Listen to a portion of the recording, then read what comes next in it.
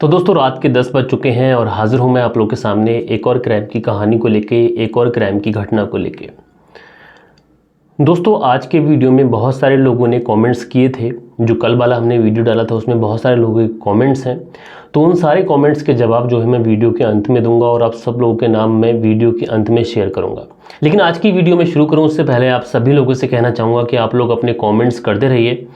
किसी को भी जो भी कमेंट्स करना है, कमेंट्स के अंदर किसी का बर्थडे हो या फिर किसी की एनिवर्सरी या फिर किसी को कोई डेडिकेशन है, तो उस तरीके की कमेंट्स आप लोग कर सकते हैं। और आप लोग के जो कमेंट्स रहेंगे, जैसे आज के कमेंट्स से मैं वीडियो के अंत में शेयर करूंगा, इसी तरीके से जो आज की वीडियो पे कमेंट्स आएंगे वो कल के दिन मैं वीडियो में आप लोग के साथ में, अपने व्यूवर्स के साथ में शेयर करूंगा। तो चलते हैं गाइस, आज की सीधी कहानी पे आते हैं। इस कहानी की परत दर परत, पॉइंट टू पॉइंट मैं आप लोग को बताऊंगा। आप लोग वीडियो में बने रहें। मैं हूं आप सभी का अपना शाबिज मलिक और हाजिर हूं मैं आप लोग के सामने एक और सच्ची कहानी को लेके, एक और सच्ची घटना को लेके। दरअसल दोस्तों आज की जो घटना मैं आप लोग को सुनाने जा रहा हूं, ये घटना है उत्तर प्रदेश से। उत्तर प्रदेश का एक शहर है कानपुर और यहीं का एक थाना पड़ता है पनकी। और दोस्तों पनकी थाने के अंतर्गत एक एरिया आता है, एक कॉलोनी आती है, जिस कॉलोनी को गंगागंज नाम से भी जानते हैं। और यहीं पर एक परिवार रहता है। दरअसल दोस्तों ये जो परिवार रहता है, इस परिवार के जो मुखिया थे उनका नाम शंभू सिंह। दरअसल शंभू सिंह अब इस दुनिया में नहीं है और उनकी मौत हो चुकी है। उसकी जो पत्नी है उसका नाम तारावती और इनके दो बेटे हैं। दो बेटों में जो पहला बेटा है इसका नाम मोहित है, ये बड़ा बेटा है। और जो दूसरा छोटा बेटा है ये दीपक है, इसकी उम्र 28 साल। अब दोस्तों जब शंभू सिंह की मौत हो जाती है तो उसके बाद में जो घर परिवार की जो जिम्मेदारियां रहती हैं, जो घर परिवार का, फैमिली का बर्डन रहता है, वो इन दो बेटों के ऊपर आता है। अब दोस्तों इसी को देखते हुए जो परिवार का बड़ा बेटा है मोहित सिंह अपनी एरिया की ही एक प्राइवेट कंपनी में नौकरी पकड़ लेता है। अभी वहाँ पर नौकरी करता है तो इसको लगता है कि कंपनी ठीक है, इसलिए छोटे भाई को भी उसी कंपनी में शिफ्ट करा देता है। अब मोहित सिंह और इसका छोटा भाई दीपक सिंह, जिसकी उम्र 28 साल है, ये दोनों भाई इस प्राइवेट कंपनी में नौकरी करने लगते हैं। अब ये दोनों भाई अपनी माँ के साथ में, जो इनकी माँ है जो अब विधवा हो चुकी है, उसके जो पति हैं शंभू सिंह, उनकी डेथ हो चुकी थी, तो अपनी माँ के साथ में ये बड़ी हंसी खुशी ज़िंदगी गुजारते हैं। किसी भी प्रकार की कोई टेंशन नहीं। पैसे की दिक्कत थी, वो भी दिक्कत भी दूर हो गई क्योंकि अब दोनों बेटे प्राइवेट कंपनी में नौकरी करने लगे थे। दरअसल दोस्तों मैं बात कर रहा हूँ 13 जनवरी 2023 की। रात का लगभग 10 बजे का समय था और दीपक जो है ये अपने मोबाइल से बात करता हुआ उस समय घर से बाहर निकल जाता है।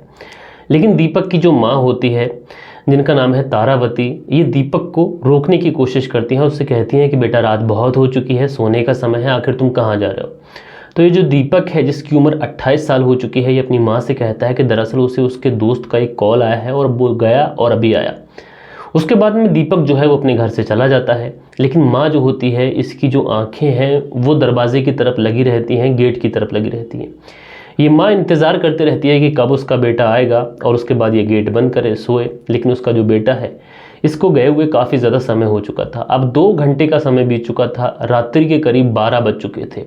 अब 12 बज चुके थे, दीपक का अभी भी कोई पता नहीं था। तो माँ जो होती है ये हैरान होती है कि आखिर अक्सर दीपक बाहर तो जाता है लेकिन 10 से 15 मिनट में लौट आता है, लेकिन आज क्या हुआ कि 2 घंटे से भी ज़्यादा का समय गुजर चुका है। रात के 12 बज चुके हैं लेकिन दीपक का अभी कोई पता नहीं है। माँ परेशानी की हालत में दौड़ी दौड़ी सी अपने बड़े बेटे के पास जाती है। बड़ा बेटा जो कि मोहित है, मोहित से कहती है कि बेटा तेरा छोटा भाई घर से बाहर गया है। जब वो गया था तो उसके कान पे मोबाइल फ़ोन लगा हुआ था, अभी तक घर पे नहीं आया है, 12 बज चुके हैं, देख तो कहाँ है। तो जो मोहित है ये भी एकदम से परेशान हो जाता है। मोहित तुरंत अपने भाई के मोबाइल नंबर पर कॉल लगाता है। अब दोस्तों मोहित जब अपने भाई के फ़ोन पे कॉल लगाता है तो उसके जो भाई का फ़ोन है वो उस समय स्विच ऑफ बताता है, नॉट रीचेबल बताता है, कवरेज एरिया से बाहर बताता है, लेकिन नंबर लगता नहीं है। अब मोहित जो है ये परेशान हो उठता है, लेकिन परेशानी के बावजूद भी ये कुछ कर नहीं पाता है। इसलिए ये पूरी रात अपने घर के ही अंदर रहकर अपने भाई का इंतज़ार करता है। पूरी रात गुजर जाती है, दीपक घर नहीं लौटता है और सुबह के तकरीबन 6 बजे के समय, 14 तारीख की सुबह, यानी 13 तारीख को ये जो मामला था रात के समय हुआ था, 14 तारीख की सुबह 6 बजे के समय मोहित के घर का दरवाज़ा कोई व्यक्ति ज़ोर ज़ोर से खटखटाता है। मोहित दौड़ा दौड़ा जाता है। जैसे ही गेट खोलता है तो देखता क्या है कि उसके पड़ोस का ही रहने वाला राजू जो गेट पर खड़ा हुआ है। वो कहता है कि मोहित भैया, दरअसल मैं अपने मकान के बराबर में जो खाली प्लॉट है वहाँ पर कचरा फेंकने के लिए गया था और वहाँ पे मैंने एक डेड बॉडी को देखा। मुझे ऐसा लग रहा है कि ये जो डेड बॉडी है ये दीपक भैया का है। अब दोस्तों ये बातें जब राजू मोहित को बताता है तो मोहित के पांव तले से ज़मीन खिसक जाती है। वो नंगे पांव दौड़ता हुआ तुरंत उस प्लॉट में पहुंचता है। तो वहाँ पे जाने के बाद में देखता है कि वहाँ पे पहले से कुछ और लोग मौजूद हैं। मोहित है जब उस डेड बॉडी को देखता है तो तुरंत उस डेड बॉडी की शिनाख्त कर लेता है। दरअसल ये जो डेड बॉडी थी ये उसके ही भाई दीपक की थी। अब वहीं से कुछ लोग जो है मोहित की माँ को इस बात की खबर देते हैं। माँ एकदम से बदहवास दौड़ी दौड़ी सी वहाँ पे पहुँचती है और जो दीपक है उसकी डेड बॉडी को अपने गले से लगाकर दहाड़े मारकर ज़ोर ज़ोर से चीखने लगती है, चिल्लाने लगती है। अब दोस्तों इधर ये माँ अपने बेटे को गले लगा के रोने लगती है। उधर मोहित जो है वो तुरंत नज़दीकी पुलिस स्टेशन में पहुँचता है और इस पूरे वारदात की जो सूचना है पुलिस को देता है। पुलिस अपनी टीम के साथ में मौके पे पहुंचती है और जो दीपक की डेड बॉडी थी उसकी पूरी तरीके से शिनाख्त करती है। तो पता चलता है कि दीपक की जो हत्या है इसके सर को किसी भारी भरकम चीज़ से कुचला गया है। उसके बाद में पुलिस उस डेड बॉडी को अपनी कस्टडी में लेने के बाद में पोस्टमार्टम के लिए भेजती है। इधर डेड बॉडी को पोस्टमार्टम के लिए भेजा जाता है, इधर पुलिस जो है इस केस की छानबीन करने के लिए पूछताछ शुरू करती है। और सबसे पहले जो पूछताछ की जाती है वो दीपक की ही माँ और उसके भाई मोहित से की जाती है। अब दोस्तों पुलिस जब इस माँ बेटों से पूछताछ करती है तो ये जो माँ है ये पुलिस को सारी कहानी बता देती है। ये माँ बताती है दरअसल 13 जनवरी की रात को लगभग 10 बजे के समय दीपक जो है अपने किसी दोस्त से कॉल पर बात करते हुए घर से बाहर निकला था, लेकिन उसके बाद लौटकर घर नहीं आया। और उसके बाद में दोस्तों पुलिस जब उस माँ से ये बात सुनती है कि दीपक मोबाइल पर बात करता हुआ निकला था तो पुलिस सबसे पहले दीपक के मोबाइल का CDR निकालती है। और पुलिस जब इस नंबर की कॉल डिटेल निकालती है तो पुलिस को एक नंबर मिलता है और उस नंबर से ये पता चलता है कि लास्ट टाइम जो बात हुई वो इसी नंबर से हुई है। उसके बाद में पुलिस उस नंबर की डिटेल निकालती है तो पता चलता है कि ये जो नंबर है किसी शशांक नाम व्यक्ति के नाम पर रजिस्टर्ड है। अब दोस्तों पुलिस जो है वो शशांक के बारे में जानने की कोशिश करती है, कौन है, कहाँ रहता है। तो पता चलता है कि ये जो शशांक है ये कोई और नहीं बल्कि उसके ही पड़ोस में रहने वाला एक लड़का है। अब उसके बाद में पुलिस तुरंत उस शशांक को गिरफ्तार करती है, पुलिस थाने लेके जाती है और उससे पूछती है कि लास्ट टाइम तुमने ही दीपक को कॉल किया था, बताओ उसके मर्डर से तुम्हारा क्या लेना देना है। तो जो शशांक है ये बताता है कि साहब दीपक मेरा बेस्ट फ्रेंड था, मेरा अच्छा दोस्त था और अक्सर मैं उससे कॉल पे बात किया करता था। 13 तारीख की रात 10 बजे के समय मैंने ही दीपक को कॉल किया था, लेकिन उस समय मैंने दीपक को दारू पीने के लिए बुलाया था और दीपक जब मेरे पास आया था तो हम दोनों ही अकेले नहीं थे बल्कि दीपक के 3 और दोस्त थे। 3 और दोस्त जो थे उनके नाम, एक का नाम जैकी था, एक का नाम सत्येंद्र और एक का नाम जीतू, और ये तीनों ही जो थे ये सगे भाई थे। मैं दारू पीकर अपने घर आ गया, उसके बाद में ये लोग रह गए। मुझे नहीं पता कि दीपक का मर्डर किसने किया है, किसने नहीं किया है। अब दोस्तों पुलिस शशांक के मुंह से जब इन 3 व्यक्तियों का नाम सुनती है तो पुलिस तुरंत इन 3 व्यक्तियों के पास में पहुंच जाती है। 3 व्यक्ति जैकी, सत्येंद्र और जीतू। पुलिस इन तीनों से पूछताछ करती है कि आखिर जो दीपक है उसके मर्डर से तुम्हारा क्या लेना देना है। तो जो जवाब शशांक ने दिया था वही जवाब ये तीनों देते हैं और वही बात कहते हैं कि साहब हम तो बस दारू पीने के बाद में अपने घर को आ गए थे, उसके बाद हमें नहीं पता कि दीपक की हत्या किसने की है। पुलिस अपनी कड़ी मेहनत कर रही थी, कड़ी मशक्कत कर रही थी, लेकिन उसके बावजूद भी अभी तक पुलिस के हाथ खाली थे और पुलिस को कोई भी ऐसा सबूत नहीं मिला था जिसमें कातिल के खिलाफ एक भी एविडेंस हो। अब दोस्तों पुलिस जितनी मेहनत से इस पूरे केस को सुलझाने में लगी थी, लेकिन पुलिस के पास जो टाइम था वो खिसकता जाता है और धीरे धीरे ये जो समय है ये लगभग 4-5 दिन का गुजर जाता है, लेकिन अभी तक पुलिस के जो हाथ थे खाली थे। अब पुलिस पूरे मामले की छानबीन करने के लिए आखिरकार अपने खबरियों को एक्टिव करती है और उसके बाद में 19 जनवरी 2023 को एक खबरी पुलिस के पास आता है और कहता है कि साहब उड़ते उड़ते एक बात सुनी है। दरअसल एक महिला रहती है जिसका नाम आशा है और इस महिला की उम्र लगभग 34 साल के आसपास है। इसका एक बेटा भी है, बेटा जिसका नाम गोलू है और उसकी उम्र 15 साल है। तो तुम ऐसा करिए कि इस आशा को उठाइए और उससे पूछताछ कीजिए कि आखिर जो दीपक है उसके मर्डर से उसका क्या लेना देना है। पुलिस जो है अपनी खबरी की बात को बहुत ज़्यादा गंभीरता से लेती है और तुरंत उसके बाद में आशा के घर पे पहुंचती है, आशा को और उसके बेटे गोलू को अरेस्ट करती है और थाने लेके आती है। और उसके बाद में इन दोनों से पूछताछ की जाती है कि आखिर दीपक के मर्डर के बारे में तुम क्या जानते हो और दीपक के मर्डर से तुम्हारा क्या लेना देना है। अब दोस्तों पुलिस जब आशा से ये बातें पूछती है तो आशा जो है घबरा जाती है और वो तुरंत पुलिस से कहती है कि साहब मैंने दीपक का मर्डर नहीं किया बल्कि मुझे फंसाया जा रहा है। लेकिन आशा के सामने पुलिस एक ऐसा सबूत पेश करती है कि जिससे आशा जो है बुरी तरीके से फंस जाती है और उसके बाद जब पुलिस पूछताछ करती है तो आशा जो है कहीं ना कहीं टूट जाती है और उसके बाद आशा जो है वो पूरी कहानी जो पुलिस को बताती है यकीनन वो हैरान करने वाली थी। दरअसल आशा पुलिस को बताती है कि साहब मेरे पिता का नाम चंद्रिका सिंह है और माता का नाम नीतू, मेरा एक भाई है और मैं बचपन से पढ़ने में काफ़ी ज़्यादा तेज़ थी, इसीलिए मैं अपने इलाके से 12th की पढ़ाई भी करती हूँ। और 12th की पढ़ाई करने के बाद में जब आगे पढ़ाई करने की बात आती है तो घर की जो माली हालत होती है वो काफ़ी ज़्यादा खस्ता होती है, इसलिए आगे की जो पढ़ाई है वो छूट जाती है। लेकिन ये जो आशा थी ये धीरे धीरे अब बड़ी हो चुकी थी। जब आशा जवान होने लगती है तो इसके जो पिता हैं चंद्रिका सिंह, उनको आशा की फ़िक्र होने लगती है। उनको आशा की फ़िक्र सताने लगती है कि अब इसके हाथ जो है पीले करने चाहिए, क्योंकि आशा जवान हो चुकी है, शादी की इसकी उम्र हो चुकी है। घर परिवार जो कि पहले से ही माली हालत में कमज़ोर था, पिता एक प्लास्टिक की दुकान करते थे तो पैसा जो है बहुत ज़्यादा लिमिटेड था, इसलिए चंद्रिका सिंह को अपनी बेटी आशा की फ़िक्र होने लगती है। और दोस्तों इसी के तहत चंद्रिका सिंह जो है वो अपनी बेटी की शादी के लिए एक लड़का ढूंढता है। जब बेटी की शादी के लिए लड़के की तलाश करता है तो इसी गांव गंगागंज का रहने वाला बाबू सिंह उसको मिल जाता है। बाबू सिंह जो कि 3 भाई थे और बाबू सिंह गंगागंज में अकेला रहता था। इसका जो पूरा परिवार था ये औरैया में रहता था। अब कहीं ना कहीं जब चंद्रिका सिंह बाबू सिंह को देखता है तो बाबू सिंह जो है वो चंद्रिका सिंह को पसंद आ जाता है। तो चंद्रिका सिंह जो होता है वो बाबू सिंह से अपनी बेटी आशा की शादी फिक्स कर देता है और उसके बाद में वो टाइम आता है कि शादी भी आखिरकार हो जाती है। अब दोस्तों आशा जो है ये शादी करने के बाद में जब बाबू सिंह के घर पहुंच जाती है तो अच्छे से अपनी ज़िंदगी व्यतीत करती है। और देखते ही देखते दोस्तों 5 साल का समय गुजर जाता है और इस बीच में इनको एक बेटा भी होता है। बेटे का नाम ये लोग गोलू रखते हैं। और बेटा जो है जब बड़ा होने लगता है तब इस परिवार में जो खर्चे हैं वो बढ़ जाते हैं। अब जब खर्चे बढ़ते हैं तो जो बाबू सिंह है उसकी कमाई थोड़ी कम थी, तो परिवार की जो माली हालत है वो ठीक ठाक नहीं होने की वजह से बिगड़ने लगती है। अब आशा जब ये बात देखती है तो वो अपने पति का हाथ बटाने के लिए अपने ही घर के बाहर एक दरी बेचने की दुकान लगा लेती है। अब दोस्तों आशा जब अपनी दुकान लगा लेती है तो पहले तो इसकी दुकान जो है वो बहुत कम चलती है, लेकिन जैसे जैसे समय गुजरता है इसकी जो दुकान है चलने लगती है, ठीक ठाक वहाँ से पैसे कमा लेती है। इतने पैसे कमा लेती है कि ये अपने बच्चे की अच्छे से परवरिश कर सके। अब दुकान अच्छी चलने लगी थी, लेकिन इसके बीच में कुछ ऐसा होता है कि बाबू सिंह जो है इसका पति, उसको कुछ ऐसी बीमारी हो जाती है जिसकी वजह से उसकी मौत हो जाती है। अब जब बाबू सिंह की मौत हो जाती है तो पूरे परिवार की जो जिम्मेदारी है ये आशा पे आ जाती है। जब आशा पे परिवार की जिम्मेदारी आती है तो इनकी जो हालत है बहुत ज़्यादा पतली हो जाती है और इसलिए आशा एक फ़ैसला लेती है। ये सोचती है कि क्यों ना अपनी जो दुकान है ये गांव की ही जो मार्केट है वहाँ पे शिफ्ट कर दे। और उसके बाद में आशा जो है ये अपनी दुकान को ले जाने के बाद में मार्केट में शिफ्ट करती है। अब जब मार्केट में शिफ्ट कर देती है वहाँ पे दुकान पहुँच जाती है, ठीक ठाक दुकान चलने लगती है। अब जो पैसों की दिक्कत हो रही थी वो पैसों की दिक्कत दूर होने लगती है। अब इससे ये अपने बेटे का अच्छी तरीके से भरण पोषण कर सकती थी, अपने बेटे को अच्छी शिक्षा दे सकती थी। और दोस्तों इधर जो दीपक है ये प्राइवेट कंपनी में नौकरी करता था। 28 साल इसकी उम्र थी।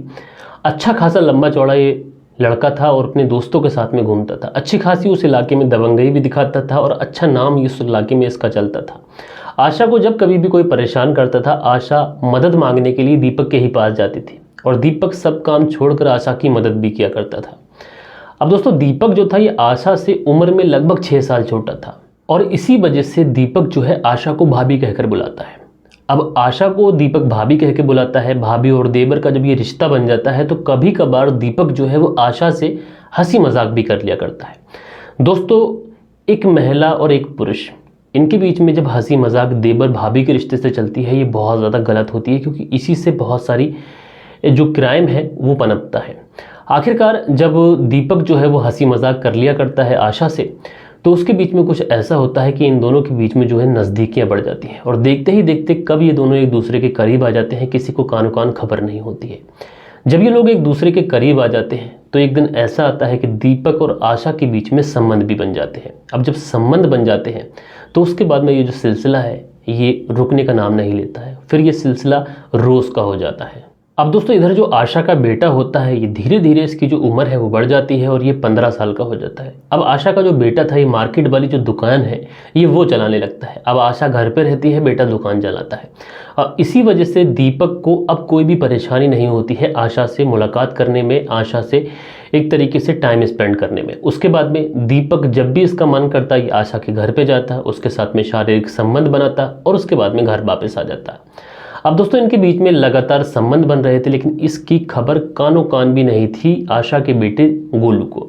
लेकिन कहीं ना कहीं जो आस पड़ोस के लोग होते हैं उनको इस बात की भनक लग जाती है, खबर लग जाती है। और इसी के चलते गोलू जब अपने दोस्तों में बैठता तो उसके दोस्त अक्सर गोलू को चिढ़ाते थे और वो कहते थे कि तुम्हारी माँ का आखिर दीपक से क्या रिश्ता है। उस समय तो गोलू को ये लगता है कि उसके जो भी दोस्त हैं ये सब झूठ बोल रहे हैं, लेकिन कहीं ना कहीं गोलू ये भी सोचता है कि क्यों ना उसे इस बारे में जानना चाहिए, इस बारे में उसे तफ्तीश करना चाहिए। और गोलू जो है वो अपनी माँ की फिराक में लग जाता है। और उसके बाद में एक दिन गोलू जब अपने घर पहुँचता है तो वो अपनी खिड़की से देखता है कि उसकी जो माँ है ये दीपक के साथ में आपत्तिजनक हालत में है। जब वो अपनी माँ को दीपक के साथ में इस आपत्तिजनक हालत में देखता है तो उसके पांव तले से ज़मीन खिसक जाती है। अब दोस्तों गोलू जब अपनी माँ को दीपक के साथ में इस हालत में देखता है तो उसे गुस्सा तो बहुत आता है, लेकिन वो अपनी माँ के साथ में कुछ कर नहीं पाता, उससे बात नहीं कर पाता। इसीलिए गोलू जो है गुस्से में अपने मामा दयानंद के पास में जाता है और मामा को जाने के बाद में सारी बात बताता है। अब मामा ये बात सुनता है तो वो गुस्से में भुंसट होकर दौड़ा दौड़ा अपनी बहन के पास आता है और अपनी बहन को बहुत ज़्यादा समझाने की कोशिश भी करता है। उससे कहता है कि तुम जो कुछ भी कर रही हो ये ठीक नहीं है और इससे तुम्हारे बेटे की जो ज़िंदगी है ये बर्बाद हो जाएगी। तुम्हारा बेटा गोलू समाज में कहीं मुंह दिखाने के काबिल नहीं रहेगा, इसलिए तुम जो भी कुछ कर रही हो ये अभी के अभी छोड़ दो, बिल्कुल अच्छा नहीं है। आशा का भाई दयानंद आशा से जब उसके बेटे का वास्ता देता है तो कहीं ना कहीं आशा की आंखों में आंसू आ जाते हैं। आशा की आंखों में एक अजीब सी चमक आ जाती है जब उसके बेटे का नाम आता है और इसीलिए ये हाथ जोड़कर अपने भाई और अपने बेटे गोलू से माफ़ी मांगती है और उससे कहती है कि वो जो भी कर रही थी आगे से बिल्कुल नहीं करेगी और उसे माफ़ कर दो। उसके बाद में उसका जो भाई है, उसका जो बेटा है, वो आशा को गले से लगा लेते हैं, उसे माफ़ कर देते हैं।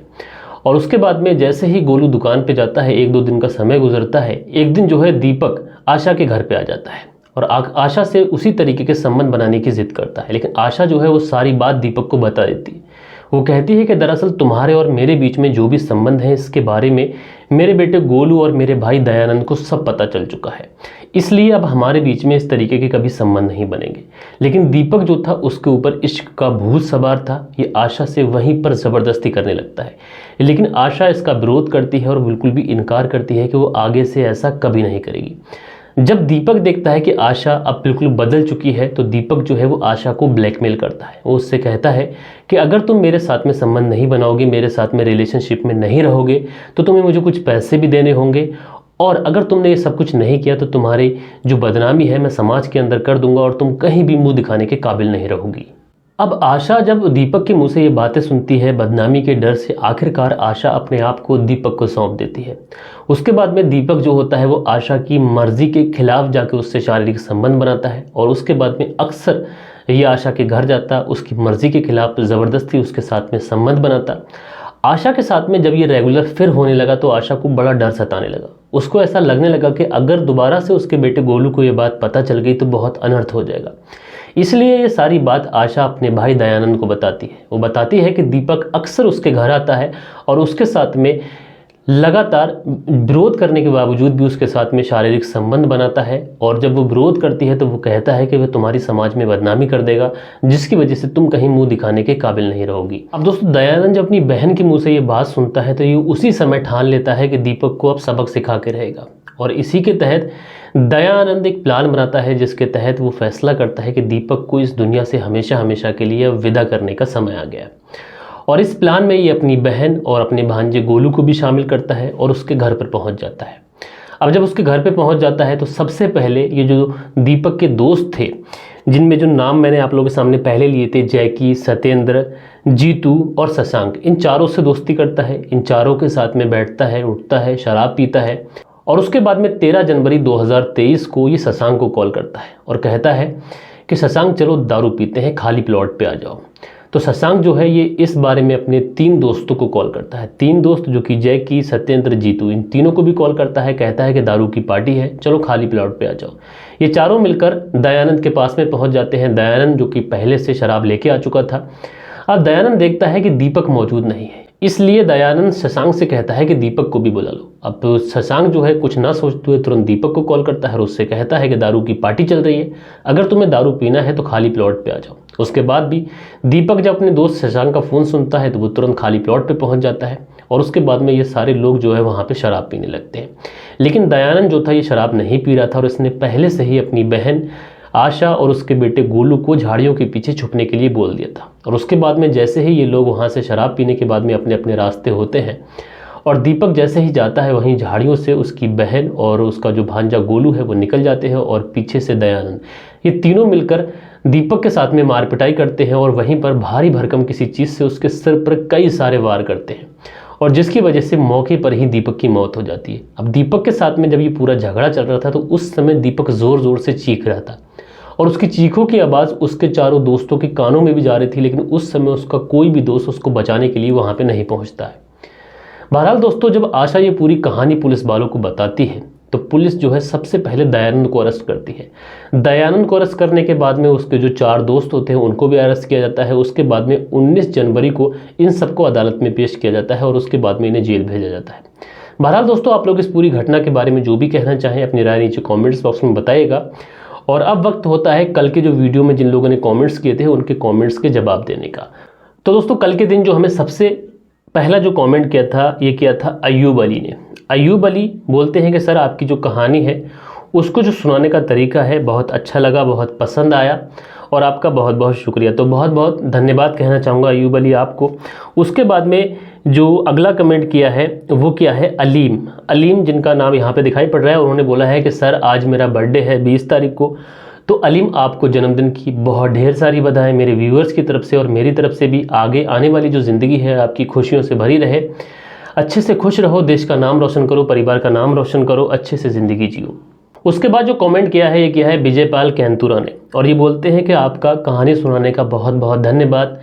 जो समाज में क्राइम हो रहा है उससे जागरूक करने के लिए आपका धन्यवाद। तो ऐसे ही प्यार बनाते रहिए और जो हमारे वीडियोस हैं ये दोस्तों के साथ में शेयर करते रहिए। उसके बाद में जो शहाबुद्दीन है, जादू नाम से इनकी आईडी है और ये बोलते हैं कि सर कल मेरा जन्मदिन है। तो शहाबुद्दीन आपको आपके जन्मदिन की बहुत ढेर सारी शुभकामनाएं। उसके बाद में संतोष कुमार लिखते हैं कि सर मैं अपनी बीबी से बहुत प्यार करता हूँ और जो मेरी बीबी है उससे मुझे किसी भी और तरीके का लगाव नहीं है, बस उसको देखता हूँ तो मुझे ऐसा लगता है कि ये मेरी दुनिया है। तो संतोष कुमार जी की वाइफ अगर हमारी वीडियोज़ देख रही हैं तो उनसे मैं कहना चाहूँगा कि आपके पति आपको बहुत प्यार करते हैं, तो आप भी अपने पति से उतना ही प्यार करिए जितना आपका पति करते हैं, आप भी करती ही होंगी। तो ये उन्होंने बोला था कि आप तक इस वीडियो के माध्यम से मैं पहुँचाऊँ कि जो संतोष कुमार जी हैं आपसे कितना प्यार करते हैं। बहरहाल दोस्तों, हम लोग मिलते हैं हमारी कल की वीडियो में किसी और इन्फॉर्मेशन के साथ, किसी और सच्ची कहानी के साथ। जब तक के लिए अपना ख्याल रखें। जय हिंद, जय भारत।